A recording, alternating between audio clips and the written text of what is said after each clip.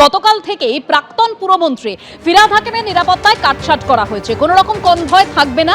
আজকে একেবারে নিজের গাড়িতেই প্রাক্তন পুরমন্ত্রী তিনি পুরসভায় আসেন। কি খবর রয়েছে এ নিয়ে আরো বিস্তারিত আমাদের প্রতিনিধি অর্ণব মুখোপাধ্যায় জানাবেন। অর্ণব, দেখো, যেটা জানা যাচ্ছে কাল থেকেই ফিরহাদ হাকিম বর্তমান মেয়র এবং প্রাক্তন পুরমন্ত্রী তার যে নিরাপত্তা সেটাকে কাটছাঁট করা হয়েছে।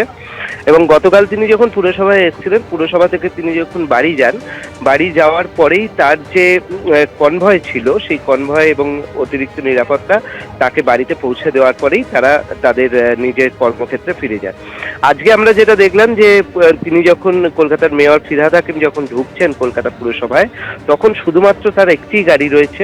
আগে আমরা যেটা দেখতাম যে তার গাড়ির আগে একটা পাইলট রয়েছে, পিছন দিকে একটা পুলিশের গাড়ি, বা আগে একটা পুলিশের গাড়ি, পিছনে একটা পুলিশের গাড়ি রয়েছে। কিন্তু আজকে যেটা চোখে পড়লো সেটা হচ্ছে শুধু তার গাড়িটাই ভেতরে ঢুকলো, এবং ভেতরে ঢোকার পর তার যে কয়েকজন মাত্র এখন নিরাপত্তা রক্ষী রয়েছেন তারা সেই গাড়িতেই ছিলেন ফিরহাদ হাকিমের সঙ্গে। তারা নেবে তাদের এবং ফিরহাদ হাকিম তারপর লিফটে করে ওপরে উঠে গেলেন।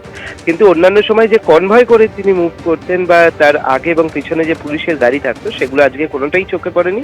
শুধুমাত্র তিনি তার গাড়িতেই এসছেন, এবং যেটা সূত্রেরও খবর যে কালকে তাকে বাড়িতে পৌঁছে দেওয়ার পরই তার নিরাপত্তা যে ছিল সেটা কাটছাঁট হয়েছে, এবং এখন যে নির্দিষ্ট নিরাপত্তা রক্ষী রয়েছেন তাদেরকে নিয়ে তিনি আপাতত ঘুরছেন। ধন্যবাদ অর্ণব।